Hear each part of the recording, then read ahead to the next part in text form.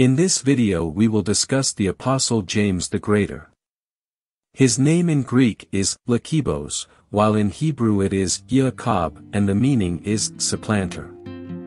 We know him better as James the Elder.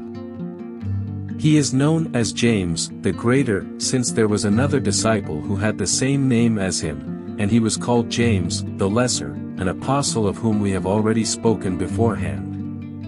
One more way by which they vary is that one is known as James son of Zebedee, and the other, James son of Alphaeus. James the Greater was the brother of John the Evangelist. His family lived in Bethsaida, by the Sea of Galilee. Zebedee and his sons were fishermen. They had a fishing company, and as per Mark 1 verse 20, they likewise been able to employ others. Peter and Andrew were exceptionally close to the Zebedee family, so they came to work together in Capernaum. Zebedee was a Hebrew preacher. His name seems to come from the Hebrew root Ben-Zebdi, or Bar-Zebdi, whose meaning is, given by God, albeit another conceivable choice is that his meaning is, he who serves God.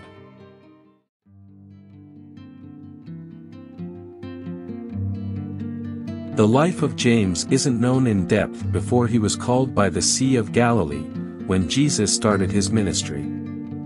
Both James and his brother were among the first to be called by Jesus. After they saw the miraculous catch, they left everything and followed him. There was a time when James and John were scolded by the Lord Jesus, because when they went through a town in Samaria, the people who lived there did not want to give them food.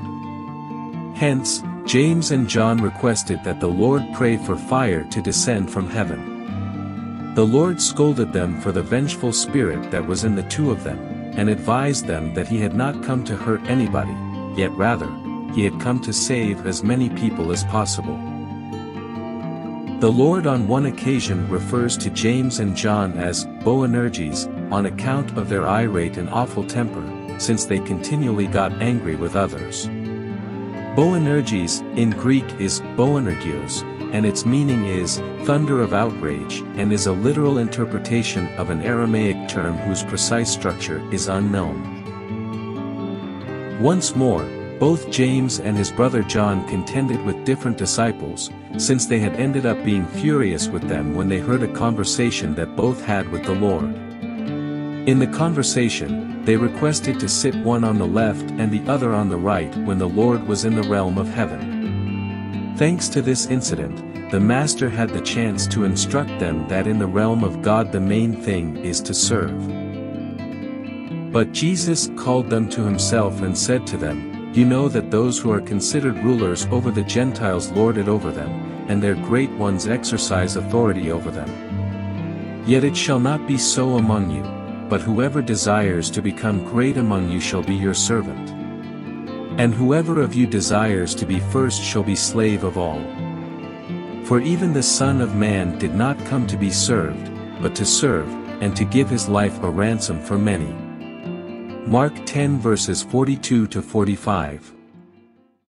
Before continuing, we would like to invite you to visit our official page, Origins 88.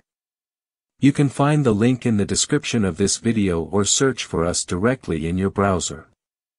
There you will find a large number of biblical and historical studies related to the Bible. We continue with the video.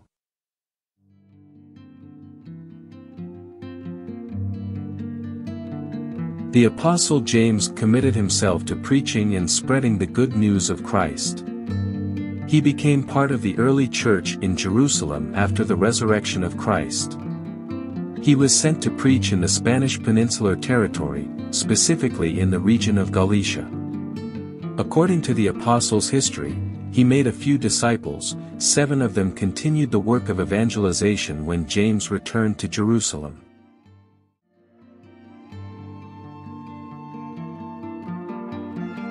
At the point when James chooses to get back to Jerusalem in the year 42 after Christ approximately, he is caught while Herod imprisoned the Christians to torment and abuse them. James the Greater is the first among the apostles to be martyred, and of whom we have notice of his death.